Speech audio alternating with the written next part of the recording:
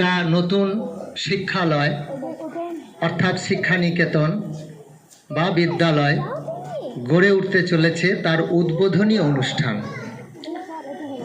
বিদ্যালয়টি মূলত নারী শিক্ষা প্রদান করবে এই উদ্দেশ্য প্রণোদিত।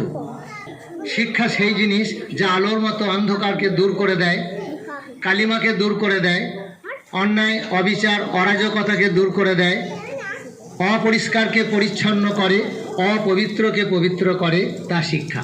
শিক্ষা যেটা প্রকৃত শিক্ষা, একজন বললেন মৌলানা সাহেব, চরিত্র গঠন করে যে শিক্ষা, এই শিক্ষার বড্ড দরকার। তাহলে এত শিক্ষালয়ের মাঝে, এত মিশনের মাঝে, এত সরকারি শিক্ষা কেন্দ্র থাকা সত্ত্বেও এখনও যেন আমরা অভাব অনুভব করছি যে এখনও মিশন স্কুল দরকার, এখনও শিক্ষালয় দরকার। আমার বড় ভাই ফিজিক্সে ডক্টরেট করে দিল্লির একটা কলেজে ইন্টারভিউ দিতে গিয়েছিল। ইন্টারভিউ দেওয়ার পর সে দিল্লি স্টেশনে ট্রেন ধরে বাড়ি ফিরবে বলে স্টেশনের বাইরে একটা দোকানে কচুরি খাচ্ছিল। পাশে দাঁড়িয়েছিল আর এক ভদ্রলোক, তিনিও কচুরি খাচ্ছিলেন। দাদা কৌতূহলবশত তাকে জিজ্ঞেস করেছেন, আপনার বাড়ি কোথায়? তিনি বলেছেন, আমার বাড়ি দিল্লিতেই। দিল্লির কোথায়? তিনি বলেছেন, শহরতলি দিল্লিতে বস্তি এলাকায়। কি করেন আপনি? বলেছেন যে আমি ঠেলা গাড়ি চালাই। আপনার ছেলে মেয়ে? আমার এক ছেলে এক মেয়ে। তারা কি করে? ওই তারা পড়াশুনো করে। কোথায় পড়ে? বলেছে দিল্লি পাবলিক স্কুলে। আপনারা জানেন ভারতবর্ষের স্কুলগুলির মধ্যে সিবিএসই বোর্ডের অধীনস্থ দিল্লি পাবলিক স্কুল প্রথম শ্রেণীর স্কুল, প্রথম সারির স্কুলগুলির মধ্যে অন্যতম। আমার বড় ভাই অবাক হয়ে বলেছেন, আপনি ঠেলা গাড়ি চালান, ছেলে মেয়েকে দিল্লি পাবলিক স্কুলে পড়ান, বস্তি এলাকায় থাকেন, বস্তি এলাকায় সিবিএসই বোর্ড ইংলিশ মিডিয়াম, ছেলে মেয়েকে পড়ানোর মাস্টার কোথায় পান? না না, বস্তি এলাকায় আমার ছেলে মেয়ে তো থাকে না, আমি তাদেরকে রেখেছি দিল্লি পাবলিক স্কুলের হোস্টেলে। সর্বনাশ! গভর্নমেন্টের স্কুলে 44-45খানা স্কিম চলছে ছাত্রছাত্রীদের সহযোগিতার জন্য, আপনি সেগুলোকে অবহেলা করে ছেলে মেয়েটিকে দিল্লি পাবলিক স্কুলের হোস্টেলে রেখেছেন, নিজে ঠেলা গাড়ি চালান, খরচ যোগান কি করে সম্ভব এটা? তখন তিনি বলেছেন, যেটা শুনলে আপনারা অবাক হবেন, তিনি বলেছেন, স্যার এটা বলতে হলে তার একটু সময় নিন, সময় লাগবে। বলেছে আপনি বলুন। আমার বড় ভাই বলেছেন বলুন। তিনি বলছেন, আমার দাদার দাদা, মানে আমার দাদর দাদু উত্তরপ্রদেশের একটা অজ পাড়াগ্রাম থেকে অনেক বছর আগে দিল্লি চলে এসেছিলেন কাজের খোঁজে, এবং তিনি দিল্লির ওই বস্তি এলাকায় উঠেছিলেন এবং ঠেলা গাড়ি চালাতেন।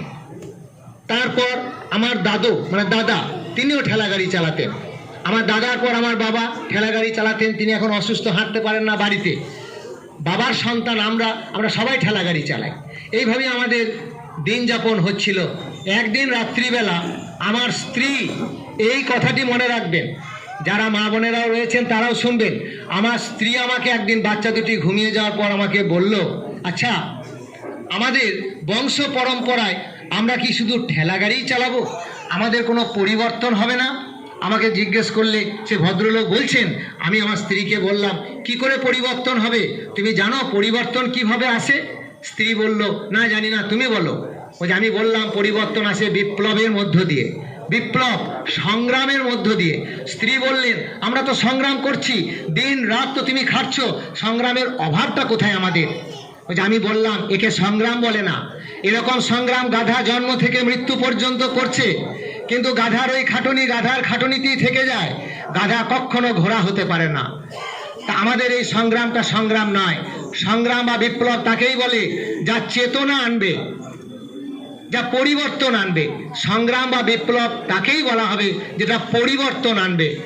আর পরিবর্তন আনার মতো যে সংগ্রাম, সেটা আসবে চেতনা থেকে, আর চেতনা আসবে শিক্ষা থেকে, আর শিক্ষা আসবে ভালো শিক্ষালয় এবং শিক্ষাগুরুর কাছ থেকে। ভালো শিক্ষালয়ে শিক্ষা দেওয়াতে হলে লাগবে পয়সা। আমাদের পয়সা কোথায়? তাই সন্তানদেরকে শিক্ষিত করব, তারা শিক্ষিত হলে চেতনা বাড়তো, চেতনা বাড়লে বিপ্লব আসতো, বিপ্লব এলে পরিবর্তন আসতো, তাহলে আমাদের জেনারেশনের পরিবর্তন আসতো। আমার স্ত্রী বলল, তাহলে আমার সন্তানদেরকে তুমি উপযুক্ত শিক্ষায় শিক্ষিত করো। তাহলে ভালো স্কুলে ভর্তি করতে হবে, দিল্লি পাবলিক স্কুলে ভর্তি করতে হবে। দিল্লি পাবলিক স্কুলে ভর্তি করো, মানে পয়সা পাবো কোথায়? ভর্তি তো করা যাবে না, কোচিং দিতে হবে। স্ত্রী বললেন, যে স্ত্রী শিক্ষা নিয়ে আজকের এই বিদ্যালয়, যে আলোচনা, স্ত্রী বললেন, সে ঠেলা গাড়িওয়ালার স্ত্রী বললেন, শোনো তোমাকে বাড়ি আসতে হবে না, তুমি যতদিন বেঁচে আছো মাসে একবার অথবা 15 দিনে একবার অথবা নিদেন পক্ষে 7 দিনে একবার বাড়ি আসবে, স্টেশনের প্রতীক্ষালয়ে পড়ে থাকবে, পেঁয়াজ কাঁচা লঙ্কা এবং ছাতু খাবে। তুমি দিন রাত পরিশ্রম করো, আমাকে খবরের কাগজ কিনে দাও, আমি ঠোঙা বানাবো, ঠোঙা বিক্রি করব, আমরা যা ইনকাম করব ছেলে মেয়েদের লেখাপড়ার পিছনে খরচ করব। আমরা যদি অসুস্থ হয়ে পড়ে অল্প দিন বাঁচি তাও ক্ষতি নেই, আমরা মরে যাব, কিন্তু জেনারেশনের পরিবর্তন ঘটিয়ে দিয়ে যেতে চাই। ওদেরকে কোচিংয়ে ভর্তি করো। স্ত্রীর এই কথা শুনে মনে জোর পেলাম, কোচিংয়ে ভর্তি করলাম।